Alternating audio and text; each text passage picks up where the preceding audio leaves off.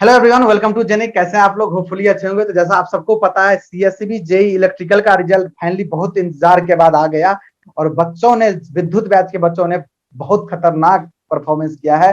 तो सारे बच्चों का वन बाय वन, जितने भी बच्चे सिलेक्टेड हुए हैं उसका वन बाय वन सबका इंटरव्यू आने वाला है। तो आज इस कड़ी में सबसे पहले आ रहे हैं हमारे यहाँ, जिन्होंने सीएससीबी जेई इलेक्ट्रिकल में जो है रैंक 35 हासिल किए हैं, और उनका नाम है नमन। नमन और नमन आएंगे और अभी बताएंगे इसका प्रिपरेशन जर्नी कैसा रहा है, किस तरह से कितनी परेशानियों को फेस करते हुए इस जो ये जो रैंक है ना 35 इसको हासिल किए हैं। क्योंकि सीएससीबी का आपको पता है, सीएससीबी जेई का वैकेंसी आया था, उसके बाद सारा प्रिपरेशन करना बहुत शॉर्ट टाइम मिला था। बहुत ऐसा नहीं जो 1 ईयर 2 ईयर मिला था जिसमें बच्चे प्रिपरेशन करें, ऐसा कुछ नहीं, बहुत शॉर्ट टाइम में हुआ था ये सारी चीजें। और फिर इसके बाद एग्जामिनेशन डेट, और एग्जामिनेशन डेट अपन को पता है इंडिया में तो ऐसा नहीं होता है, एग्जामिनेशन जब हम दे देते हैं तुरंत आ गया रिजल्ट, ऐसा नहीं था। आप सबको पता है, सीएससीबी जेई के जितने भी स्टूडेंट है सबको पता होगा ये सारा चीजें। जो बाकी ब्रांच वाले, इलेक्ट्रिकल ब्रांच को छोड़ करके बाकी ब्रांच का रिजल्ट आ चुका था, लेकिन हम इलेक्ट्रिकल ब्रांच वालों का रिजल्ट बहुत ही मशक्कत करने के बाद फाइनली 30 जून को शाम में लॉन्च किया इन्होंने। और उसके बाद विद्युत बैच के स्टूडेंट ने ताबड़तोड़ परफॉर्मेंस किया है। तो फिर हम नमन को आपके सामने इंट्रोड्यूस करते हैं। नमन ही बताएंगे अपने जर्नी, जो किस तरह से चीजों को प्रिपेयर किए हैं और आज इस मुकाम पे काबिज हुए हैं। तो नमन आइए, वेलकम टू जेनिक एजुकेशन आपका, और बताइए जर्नी। सबसे पहली बात, आपको पूरी जेनिक टीम की तरफ से कॉन्ग्रेचुलेसन, आपने इस सफलता के लिए जो आपने रैंक 35 हासिल किया है, और आगे जितने भी चीजें करेंगे इसके लिए बेस्ट विशेष पूरी जेनिक टीम की तरफ से आपको। अमन बताइए। Thank you sir, thank you. मेरा नाम नमन सिन्हा है। मैं गवर्नमेंट इंजीनियरिंग कॉलेज रायपुर से मैंने बी ग्रेजुएट किया था। उसके बाद मैं लगभग 22-23 साल में 2016 पास आउट हुआ था। उसके बाद पूरा खाली हो गया था, तैयारी कर रहा था, कंटिन्यू तैयारी कर रहा था। लेकिन बीच में कई सारे मोड़े आए कि नहीं, अब नहीं करना चाहिए, बहुत हो गया, अब टाइम हो गया, कुछ कर लेना चाहिए। तो मैं कुछ हल्का फुल्का इधर उधर हाथ बटा भी रहा था घर के कुछ कामों में। लेकिन फिर भी मैंने बीच में 1 आध घंटा 2 घंटा कुछ तैयारी करते रहा था, और ही मैंने जो मेरे नोट्स वगैरह थे उनको मैं कंटिन्यू प्रिपेयर कर रहा था। लेकिन वही 1 आध 2 घंटा जैसा कि आपने बताया कि आपने 16 पास आउट है, तो बहुत मुश्किल होता है इतना दिनों तक, आप 16 से लेके ये 22 तक इस मोटिवेशन को बना के रखना, जो इतना लंबे टाइम तक अपने आप को मोटिवेटेड रखना और किसी भी एग्जाम के लिए कंटिन्यूसली एफर्ट लगाना। तो इस सारी चीजों को पता है, क्योंकि बच्चे यहाँ पे जल्दी गिव अप कर देते हैं, 1-2 बार अटेम्प्ट करते हैं और गिव अप मार देते हैं। तो थोड़ा जो जूनियर है, आपके जूनियर है, उसको जरूर गाइड कीजिएगा, जो आप कैसे इस चीजों को मोटिवेटेड रहे, आप रखे अपने आप को, और कैसे जितने भी परेशानियां आते हैं ना उस सबको टैकल करते हुए आज चीजों को कन्वर्ट कर ले गए आप। बिल्कुल बताइएगा। इसके बाद मैं गेट के लिए प्रिपेयर कर रहा था, तो उसके बाद मैंने 3-4 अटेम्प्ट किए। मेरा रैंक क्वालिफाई तो हर बार हो जाता था, लेकिन इंप्रूवमेंट नहीं आ पा रहा था। मैं अपनी गलतियां ठीक से ढूंढ नहीं पा रहा था कि मैं गलती कहाँ कर पा रहा हूँ। तो एक टाइम पे मेरे भी दिमाग में था कि नहीं करना है, अब हो गया बहुत, कैसे भी करके इनकम लेना है। लेकिन मेरे घर वालों का सपोर्ट था मुझे पूरा कि नहीं, आप ट्राई करते रहो, हमारे पास सोर्सेस की कमी नहीं है, आप जितना टाइम लेना है आपको ले लो, बाकी हम लोग देख लेंगे। तो ये था उनका, मोटिवेट करते रहते थे वो भी हल्के हल्के। उसके बाद भी एक दिमाग में था कि कहीं ना कहीं कि अगर मैं हो सकता है थोड़ा एफर्ट डाल लूं, तो मैं भी अगर गेट नहीं भी होता है तो और कुछ में कहीं ना कहीं मैं निकाल लूंगा, ऐसा मेरे दिमाग में शुरू से ही था कहीं ना कहीं। तो उसके बाद फाइनली जब नोटिस आया, तो नोटिस आने के कुछ महीने पहले ही कहीं ना कहीं हलचल शुरू हो गई थी कि आने वाला है पोस्ट पर, जितने भी जूनियर इंजीनियर हैं उन लोग का प्रमोशन हुआ है, तो पोस्ट खाली हुआ है। तो पंकज सर इस पे वीडियो भी बनाए थे, पंकज सर इस पे वीडियो भी बना के इन्फॉर्म किए थे बच्चों को, जो नोटिफिकेशन आने वाला है, तो बच्चों को एक ब्लूप्रिंट मिल गया था, जो अब तो एक्टिव हो जाना पड़ेगा हम लोगों को। अगर मुझे सिलेक्शन चाहिए तो अब अपने आप को एक्टिव कर लेना। हाँ बिल्कुल, कंटिन्यू कीजिए इसके बाद। तो उसके 5-6 महीने पहले ही मैंने हल्का फुल्का प्रिपरेशन शुरू कर दिया था, जो मैं 1 आध घंटा 2 घंटा पढ़ रहा था, तो 4 घंटा 5 घंटा मैंने शुरू कर दिया था। लेकिन फिर वही बात आती है ना सर, कंटिन्यूटी नहीं हो पाता। तो बीच में एक दिन पढ़ा 5 घंटा, उसके बाद एक दिन गैप हो गया, फिर 6-7 घंटा, फिर दिन भर पढ़ाई कर दिया, अगले दिन 2 दिन पढ़ ही नहीं रहा हूँ। ये वाला कंटिन्यूटी आ ही नहीं पा रहा था। तो मैंने सोचा कि नहीं यार, ऐसे में तो फिर दिक्कत हो जाएगा, ये तो कंटिन्यूटी चाहिए, ऐसा तो मजाक में नहीं कर सकते, अब पूरा इतना तो निकाल ही चुके हैं, तो इस बार तो अच्छे से करना है करके। फिर उसके बाद पंकज सर भी डाले कि इनका क्लास शुरू होने वाला है। तो मैं जितने भी टीचर्स थे जेनिक के, उनसे पहले से ही फेमिलियर था।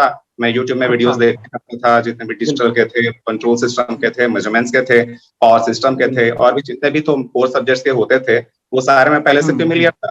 तो मैं अब सारे टीचर्स में ऐसे लगने लगा कि मेरे अपने ही हैं, तो मैं अलग सा फील ही नहीं करता था, मैं कनेक्टेड फील करता था उनके साथ। तो तो बिल्कुल, और उसके अब जब बात आती है, यहाँ इंटरप्ट करूंगा मैं, बात आती है विद्युत बैच जिसका जी लॉन्चिंग था, और आप, मुझे याद है मैं विद्युत बैच में सबसे पहला क्लास लिया हुआ था डिजिटल इलेक्ट्रॉनिक्स का, जो कि 5 सितंबर का क्लास था। तो अब आप ये बताइएगा, आप इस जर्नी के लिए आखिर विद्युत बैच क्या रोल प्ले किया है आपके लाइफ में, किस तरह से चीजों को गाइड किया है, किस तरह से सब कोर्स तो ज्वाइन कर लेते हैं लेकिन इसके बाद कंफ्यूज रहते हैं, जो और सर कौन कौन सा सोर्स फॉलो करे, सोर्स ही उसको फॉलो करने में बहुत ज्यादा टाइम बर्बाद हो जाता है। इसको भी जरूर बताइएगा, अपने जूनियर को थोड़ा गाइड कीजिएगा। जी सर। उसके बाद हाँ जैसे ही मेरे को पता चला कि सर क्लासेस शुरू कर रहे हैं, तो टीचर्स तो मेरे लिए फेमिलियर थे ही, तो मैंने इधर उधर जाने के बजाय सीधा इन पे ज्वाइन करना शुरू समझा। और उसके अलावा एक और part ये भी था कि काफी अफोर्डेबल प्राइस थे, मतलब ऐसा लगा कि नहीं बिल्कुल। कि बहुत ज्यादा पैसे वेस्ट कर रहा हूँ, कि मैं ऑलरेडी गेट की कोचिंग के लिए मैं पहले ही वेस्ट कर चुका था, तो मेरा और मन नहीं था वेस्ट करने का। तो हाँ हाँ मैंने हाँ। फिर जेनिक के लिए देखा कि प्राइस भी अफोर्डेबल है और सारे टीचर्स काफी अच्छे भी हैं, फेमिलियर हैं, तो मैंने ज्वाइन किया। उसके बाद जब ज्वाइन किया तो उस सर क्लासेस तो बहुत अच्छे थे, ऐसा तो कहीं पे डाउट था नहीं कि कुछ इशू है ये वगैरह। उसके बाद आपके क्लासेस मैंने ज्वाइन किए थे और रेगुलर आपके क्लासेस अटेंड कर रहा था, रिकॉर्डेड वीडियो देखता था, क्योंकि मोस्ट ऑफ द चीजें मेरे को पहले से पता होती थी। बट कुछ बिल्कुल सब्जेक्ट्स थे जिनके लिए मैं बहुत ज्यादा वीक था, जैसे कि estimation costing. Generally B level में जो सब्जेक्ट्स नहीं होते, जेई में अलग बिल्कुल से होते बिल्कुल। हाँ हैं लेवल के, हाँ। वो सब्जेक्ट्स मेरे बहुत वीक थे। तो एस्टिमेशन कॉस्टिंग हो गया, इसमें जो वेल्डिंग वाले जितने होते हैं वो बिल्कुल जीरो था। तो बाकी सब्जेक्ट्स के लिए बहुत ज्यादा नॉलेज मिला, पर स्पेशली ये जो सब्जेक्ट है ना, एस्टिमेशन कॉस्टिंग, इसको लेकर बहुत ज्यादा वीक था मेरा। तो ये भी काफी ज्यादा इम्प्रूवमेंट था, काफी ज्यादा बेनिफिशियल था मेरे लिए। और उसके अच्छा। अलावा फिर लास्ट में जो स्पेशल क्लासेस चल रहे थे, जो टेस्ट हुआ था, जो एग्जाम से बिल्कुल कुछ दिन पहले 4-5 तारीख को, 6 तारीख को था, तो वो 4 तारीख तक हुआ था। तो वो भी बिल्कुल। ज्वाइन किया ना, तो उससे भी कुछ कुछ क्वेश्चंस आए हुए थे 6 तारीख को, वो काफी ज्यादा अच्छा, बेनिफिशियल। मतलब उस टेस्ट से एज इट इज क्वेश्चन आपको एग्जाम में देखने को मिल गया था। एज इट इज क्वेश्चन अच्छा। लास्ट मोमेंट तक देखने को मिले थे। बिल्कुल बिल्कुल। तो इस तरह से आप लोगों आपने, मतलब विद्युत बैच ने आपके रोल को प्ले किया, इस तरह से जी सर। मतलब बूस्टअप किया है सारे कॉन्सेप्ट को। अब बात और रहती है रिवीजन की। आप जी सर। सब्जेक्ट तो पढ़ते थे क्योंकि बहुत शॉर्ट ऑफ स्पैम मिला था, तो आप इस चीज को कैसे मैनेज कर रहे थे, जैसे नेक्स्ट सब्जेक्ट कोई पढ़ रहे हैं और साथ ही साथ रिवीजन कर रहे थे, जैसे एक सब्जेक्ट कंप्लीट हो गया, 2 सब्जेक्ट कंप्लीट हो गया, इसके बाद आप रिवीजन के बारे में सोचे, या फिर इस दोनों चीजों को, क्लास कंप्लीशन जो नेक्स्ट सब्जेक्ट हो रहा है और जो प्रीवियस कवर सब्जेक्ट है उसको कैसे, इस दोनों को कैसे बैलेंस किए, ये थोड़ा बच्चों सर को ऐसा गाइड था कीजिए। कि मैं पहले से ही टाइम टेबल बना के बैठा था कि मेरे को इतना से इतना पढ़ाई करना है, इतना से इतना क्लास अटेंड करना है। उसके बाद मैंने एक फिक्स टाइम था, जो रात का जो टाइम था ना, रात को जनरली नींद आता है, तो नींद ना आए इसलिए मैंने रिवीजन के लिए और जो टेस्ट सीरीज था और रिवीजन, ये दोनों फिक्स करके रखा था, 1 घंटा 2 घंटे का टाइम। और उसके बाद जैसे एक सब्जेक्ट कंप्लीट होता था, जैसे ही कंप्लीट होता था, तो बिल्कुल उस सब्जेक्ट का मैं 1 घंटा उसके लिए फिक्स टाइम डिसाइड करता। मतलब ऐसा था कि अगर नेक्स्ट सब्जेक्ट चल रहा है तो पुराना सब्जेक्ट को भी भूलना नहीं है। जैसे ये सब्जेक्ट हो गया तो पुराना बिल्कुल। सब्जेक्ट चल रहा है, 1 घंटा इसको दिया, उसके बाद आधा घंटा टाइम बढ़ाकर दूसरा सब्जेक्ट दिया, उसके बाद आधा घंटा टाइम बढ़ाकर 2 घंटा। तो रात को ऐसे करते करते लगभग रात को 1 AM 2 AM तक हो जाता था। अच्छा। और उसके अलावा तो बात, टेस्ट सीरीज भी, जैसे आपका आया नहीं था क्लास में, यूट्यूब में जो भी चल रहा था और क्लास में जो टेस्ट चल रहा था वो तो था ही। उसके अलावा टेस्ट सीरीज भी था, तो मेरे को कहीं से पता चला कि परपेचुअल लर्निंग करके भी है, टेस्ट ऑनलाइन बिल्कुल प्रोवाइड करा बिल्कुल रहे हैं, तो मैं उसको ज्वाइन कर लिया था। बिल्कुल वो भी काफी बेनिफिशियल था, उससे भी जो कुछ कुछ जो एक्सप्लेनेशन दिए थे ना, तो जैसे एक क्वेश्चन आ गया, फिर बिल्कुल उससे पूरा थ्योरी ही था, तो वो भी काफी बेनिफिशियल था, स्पेशली माइक्रो प्रोसेसर के लिए। माइक्रो प्रोसेसर का पढ़ने के लिए टाइम अच्छा नहीं था, अच्छा। तो मैं उसी को देख लिया था। बिल्कुल तो बिल्कुल। उससे उससे भी हाँ, 2-3 question as it is copy हो गए थे। तो आपका जो था एग्जामिनेशन 3 शिफ्ट में लिए गए थे इलेक्ट्रिकल वाले का, जनरली 5 जनवरी, 6 जनवरी और 10 जनवरी को। आपका जो शिफ्ट था वो कौन सा शिफ्ट था, ये बताइएगा सबसे पहले। Sir morning shift. 6 जनवरी वाला शिफ्ट था। जी सर। तो 6 जनवरी मतलब सेकेंड शिफ्ट था। अब आपको सेकेंड शिफ्ट था, मतलब एक जो फर्स्ट शिफ्ट का फियर होता है, पहली बार का जो फियर होता है, वो तो आपको कुछ आइडिया लग गया होगा, क्योंकि हम लोगों ने एनालिसिस भी प्रोवाइड किया था बच्चों को, जो बच्चे फिफ्थ को आए थे वहां से, जो हम लोगों को मतलब मेमोरी बेस्ड क्वेश्चन मिले थे, वो अपने बच्चों को गाइड किए थे, ये इस तरह का क्वेश्चन आ रहा है, तो थोड़ा सा इस सारे टॉपिक को एक बार रिवीजन करके जाना है आपको, जस्ट पैनिक नहीं करना है। क्वेश्चन एज इट इज नहीं आएंगे, लेकिन आपको एक आइडिया मिल जाता है थोड़ा बहुत, जो सर इस तरह का क्वेश्चन आ रहा है। तो ये सब चीजें किस तरह से हेल्पफुल रहा था आपको, इसको भी थोड़ा बताइएगा। जी सर, वो मेरा तैयारी जो है ना, मोस्ट ऑफ द मैं इतने दिन से कर रहा था कि मेरे को जो लगा कि इतना आ सकता है, इन सारी चीजों से आ सकता है, वो मैंने ऑलरेडी कवर कर लिए थे। उसके अलावा मैंने बिल्कुल आपके बिल्कुल एनालिसिस वीडियो दिए थे जो ग्रुप में, टेलीग्राम ग्रुप में उन लोग क्वेश्चन दिए थे, बिल्कुल उसके बिल्कुल बेसिस पे भी मैंने जो एस्टिमेशन कॉस्टिंग हो गया, माइक्रो प्रोसेसर के भी क्वेश्चन आए थे, उन लोग बोले थे, तो मैं उसको फिर बिल्कुल। फटाफट से रिविजन कर लिया था। उसके अलावा फिर मैं जो मेन टाइम जो मैं डेडिकेट किया था ना, वो स्पेशली उस जनरल नॉलेज के लिए था, जीके और जीएस अच्छा, का जो क्वेश्चन नॉन था टेक उसके। वाले पोर्शन, नॉन टेक वाले पोर्शन के लिए। हाँ, क्योंकि अच्छा नेट अच्छा। टेक्निकल बहुत हद तक हो गया था। बिल्कुल अब बिल्कुल। अगर इसमें 2-3 नंबर भी हो जाते हैं, मेरा मेरा भगवान भरोसे था, मैं जीके जीएस को पढ़कर नहीं गया था, वह अच्छा हाँ, भगवान का नाम जीके लेकर जीएस चला वैसे भी गया बहुत था। वीक होता है बहुत सारे बच्चों का, सही तो बात है। मैं सही तो बात है। उसमें से मैं अटेम्प्ट सिर्फ 3 क्वेश्चन किए थे, 3 आउट ऑफ 10, और तीनों सही थे। तो अच्छा अच्छा, एक्यूरेसी मतलब में ओनली 3 क्वेश्चन अटेम्प्ट किए थे। जी सर, नॉन हाँ टेक में सर। 10 क्वेश्चन में से 3 क्वेश्चन अटेम्प्ट किया और तीनों का तीनों करेक्ट था आपका। जी सर, अच्छा। मैं मतलब गलती कहीं पे भी नहीं करना चाहिए। मैं पहले जो पेपर बिल्कुल दिलाया था बिल्कुल। उसके साथ दिक्कत यही था कि मेरा एक्यूरेसी मेंटेन नहीं हो पाता था। क्वेश्चन अच्छा सारे बन अच्छा। रहे हैं, सब सही आ रहे हैं, लेकिन लास्ट मोमेंट पे कहीं ना कहीं छोटे मोटे मिस्टेक्स और एक्यूरेसी बिल्कुल। वहीं पे मार खा जाती थी। तो मैं हाँ, इस बार यही सारी सोच चीजें होती है एक बच्चों के साथ, कि एक्यूरेसी एक्यूरेसी में मेंटेन नहीं कर इम्प्रूव पाते करूँ। हैं। जी हाँ। तो अब ये बात रही, दूसरी बात ये, जब आप पेपर दे के निकल के आए थे 6 जनवरी के, तो आपको क्या लग रहा था, क्या आपका सिलेक्शन हो जाएगा? क्या सर, कॉन्फिडेंस सच आ रहा था आपके अंदर? सच बताऊं तो सर, वो बहुत हद तक बात करने के ऊपर था कि ग्रुप गैदरिंग होगा, उसमें फिर क्या बात कर रहे हैं, क्योंकि पेपर इजी आया था 6 तारीख का, हर कोई जानता है। बिल्कुल बिल्कुल। हाँ हाँ। उसी के लिए ही इतना टाइम लगे, कहीं ना कहीं आइडिया है। तो मेरा बिल्कुल 87.75 स्कोर था, और 94 बिल्कुल। मैंने अटेम्प्ट किया था। उसमें मेरा 89 मार्क्स था, जिसमें से 1.5 नेगेटिव हो गया, 87.75 आए थे अप्रोक्सीमेट। तो कहीं ना कहीं उसके बाद ही मेरे बहुत लोग बोल रहे थे कि हो जाएगा, बहुत लोग बोल रहे थे नहीं होगा। तो दिमाग पे कहीं नहीं फ्रस्ट्रेशन था, और रिजल्ट भी इतना डिले हो गया कि अब क्या किया जाए। मैं कुछ कुछ कंपनी से ही, प्राइवेट कंपनीज में भी अप्लाई करने के बारे में सोच ही रहा था कि अब तो हाँ 30 तारीख को ही आया, वही शाम को आया हाँ, है, तो डेडलाइन। उम्मीद ही छोड़ हाँ, दिया था। डेडलाइन डेडलाइन, हाँ। मैं उम्मीद ही छोड़ दिया था। कुछ कुछ मैंने अप्लाई वगैरह के लिए भी सोच लिया था, ऐप वगैरह डाउनलोड किया था कि अब प्राइवेट करना ही है, कुछ भी हो जाए, खाली नहीं बैठ सकते अभी इस उम्र में होने के बाद। तो फिर लकली रिजल्ट उसी दिन आ गया, जो भी था जैसा भी था, and I was very happy. तो फर्स्ट रिएक्शन जब रिजल्ट आया 30 जून को, कब आप देने देखा था, फर्स्ट रिएक्शन क्या था आपका, आपके पेरेंट्स का, आप? मेरे को ग्रुप में पता चला कि रिजल्ट आ गया है, तो सबसे बिल्कुल पहले बिल्कुल। तो हार्ट बीट एकदम हद से ज्यादा बढ़ गया था। ऐसा लग रहा था कि कहीं हार्ट अटैक ही ना आ जाए। चेक कर रहा अच्छा, था, नहीं चेक कर नहीं, रहा था, फाइनली 35 रैंक देखा तो कुछ रिलैक्स लगा। उसके बाद भी एक डाउट ये था कि 1.25 सेलेक्टेड कैंडिडेट से ऊपर में लिखा हुआ था, तो उसके बाद भी ये भी डाउट था कि अब ये फाइनल है कि नहीं है, कि अगले बार फिर अभी डॉक्यूमेंट वेरिफिकेशन में आएगा, उसके बाद फाइनल होगा। तो ये भी एक डाउट था। तो फिर फाइनली धीरे धीरे चीजें क्लियर हुई कि जितने सेलेक्टेड कैंडिडेट्स हैं वो भी हैं, तो फिर सारे थोड़ा अच्छा फील हुआ, रिलैक्स फील हुआ। रात को नींद थोड़ा अच्छा से आया, 6 महीने से ठीक से, 6 महीने नहीं, जब से तैयारी चल रही थी तब से ठीक से नींद भी नहीं आया था। बिल्कुल तो बिल्कुल। फाइनली उस रात को थोड़ा चैन का नींद आया, अच्छे से सोया, रिलैक्स होकर सोया। और पेरेंट्स का क्या रिएक्शन था, आपके मम्मी पापा जो भी होंगे उनका क्या मेरी रिएक्शन था? मम्मी तो सर ऐसा है कि अब रोना शुरू कर दी थी सर, उनके आंख से आंसू आने हाँ शुरू हो थोड़ा। गए थे। हाँ क्या, थोड़ा इमोशनल हो जाते हैं पेरेंट्स लोग, इमोशनल छह हो ही साल जाते हैं सही। कैसे तैयारी करते, तो उनको भी कहीं ना कहीं एक ये था कि कैसे भी करके हो जाए, मेहनत कर रहा है लड़का। मैं दिन रात तो मेहनत नहीं किया था, लेकिन क्या है ना सर, इतना दिन होता है तो फॉर्म, टेक्निकल पेपर जो होते हैं उसके फॉर्म फीस भी बहुत ज्यादा होते हैं सर। एक बिल्कुल हजार से कम बिल्कुल। कोई रहता ही नहीं है। हाँ हाँ, और गेट का तो जनरली सोलह इतना सौ रहते ही हैं।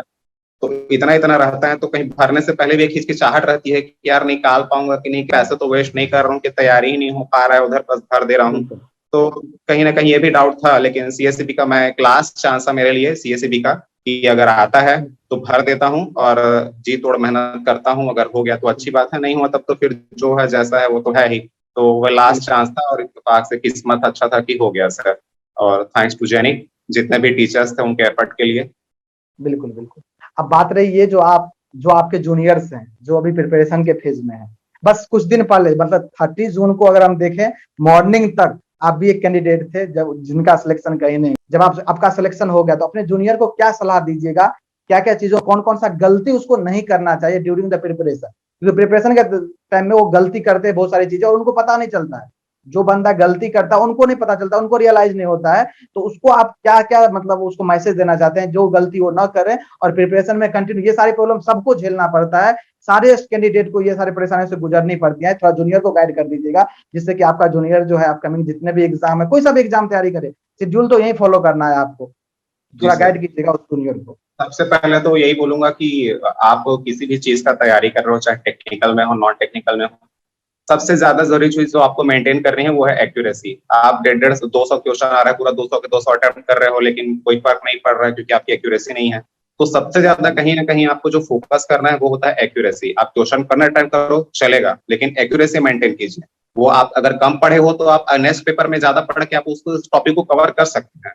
तो और उसका आपको स्टडी है, आपको खुद पता है कि आपकी कैपेसिटी क्या है, कि आप कितने घंटे पढ़ सकते हो। वही चीज एक 10 घंटे पढ़ के ज्यादा तो कोई जान ही नहीं सकता है। हाँ, कोई फोर्स कर लेगा तो हो ही नहीं पाएगा, क्योंकि बखूबी खुद को तो सारे इंसान जानते ही हैं। हाँ, तो आप उसी चीज को 10 घंटा, कोई 5 घंटा पढ़ के समझता है, तो उससे फर्क नहीं पड़ता कि आप रोज 10 घंटा 15 घंटा पढ़ रहे हैं। आपको अपनी कैपेसिटी पता होनी चाहिए कि आप कितना पढ़ के कितना निकाल सकते हैं। अगर आप 5 घंटा पढ़ के निकाल सकते हैं, 5 घंटा शौक से पढ़िए, आपके दिमाग में घुसना चाहिए। तीसरा सबसे बड़ा होता है मेंटालिटी। एक प्रेशर होता है कि आप अगर फ्रेशर हैं तो आपको प्रेशर फील नहीं करेंगे कि अपने हमारे बहुत ज्यादा सीनियर लोग अभी हैं, उन लोग का नहीं हुआ तो हमारा कैसे हो जाएगा, हम तैयारी कर रहे हैं। ये वाली थिंकिंग ना नहीं आनी चाहिए। आप चाहे फर्स्ट ईयर में है, फोर्थ ईयर में है, मतलब फ्रेशर है, चाहे आप कितना भी तैयारी कर रहे हैं, आपके दिमाग में सिर्फ एक चीज होनी चाहिए कि मेरे को सिलेक्शन लेना है।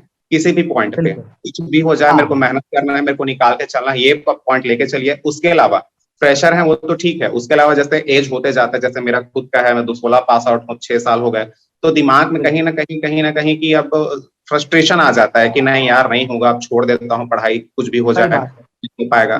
तो ये भी चीजें थोड़ी थोड़ी मेंटेन करनी। मैं अपना लकी था कि मेरे घर वाले कोई मेरे को प्रेशर नहीं डाले कि आप पढ़ते रहिए, आपके पास कोई प्रेशर नहीं है। तो जरूरी नहीं है आपके घर का माहौल भी वैसा हो। तो इस केस में आपको खुद अपने आप को सेल्फ मोटिवेट रखना होगा। उसके अलावा जितने भी टीचर्स होते हैं वो भी सेल्फ मोटिवेटेड क्लास मोटिवेशन के लिए क्लासेस यूट्यूब में चलाते रहते हैं, उसको आप धीरे धीरे देखते रहिए। तो अपने आप को सेल्फ मोटिवेशन देना भी जरूरी होता है। उसके अलावा ये है कि कभी मैं अपने आप को नोटिस किया हूँ कि जैसे मैं एक टाइम था कि अब मैं नहीं हो पाएगा, दिमाग में था, मैं बहुत ज्यादा फ्रस्ट्रेटेड था, बहुत ज्यादा टेंस था, और बाहर का काम भी कुछ खास चल नहीं रहा था। कोरोना का टाइम था सर, कोविड का टाइम था, और वुहान वायरस का टाइम था, तो पढ़ाई वगैरह हो नहीं पा रहा था, खाली बैठा था।